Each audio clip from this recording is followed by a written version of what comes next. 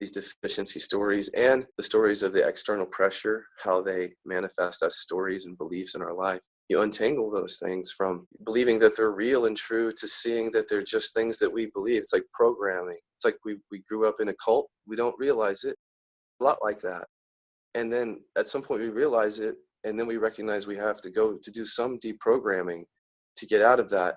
Because under that, there is love. It's like when we pull back the conditions of our love, and we see that in inquiry a lot. It's like we're looking at ways in which we've put a sense of separation between ourselves and other people, either through judgment or conditions or whatever it is. And as we pull those things back and those beliefs back, pull them back, meaning let them dissolve in awareness. Just let them dissolve.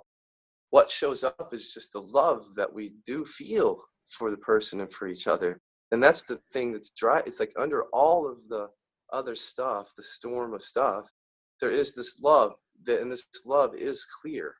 This love, this presence that you experience when there is that kind of awakening, like a real awakening, is very, very powerful and very, very clear and wise.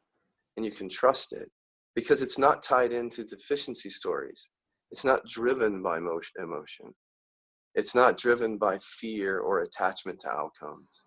You see, so it naturally just wants to love, but not in a way that is as sticky or anything like that. So therefore, you already have it. If you do the inquiry work, you're already set in motion this awakening, the real awakening that can happen in this area.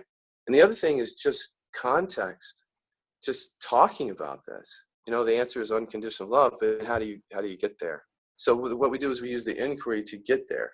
And then the unconditional love is just, there are things that we say to people that we feel like come from the language of unconditional love, where they're truly given a choice and a freedom, and that we're not doing this to them anymore, that we're trying to be the people that don't do that anymore. And so that just in effect, just changing the way you relate to people, right, just has a transformative effect. When you switch, when you shift on your side, they can then have room to change. It's simple as that.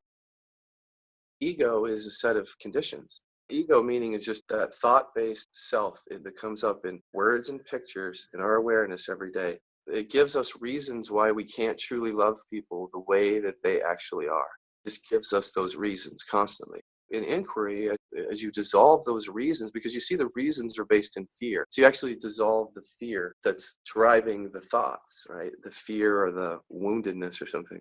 As that stuff dissolves, those are the condition right there. As those dissolve, there's just a natural love, a very simple love that shows up. Go to KillabeeCenter.com, Radical Recovery Summit, for access to the interviews. You can watch them free online for 48 hours after they air, or you could purchase an all-access pass. KillabeeCenter.com.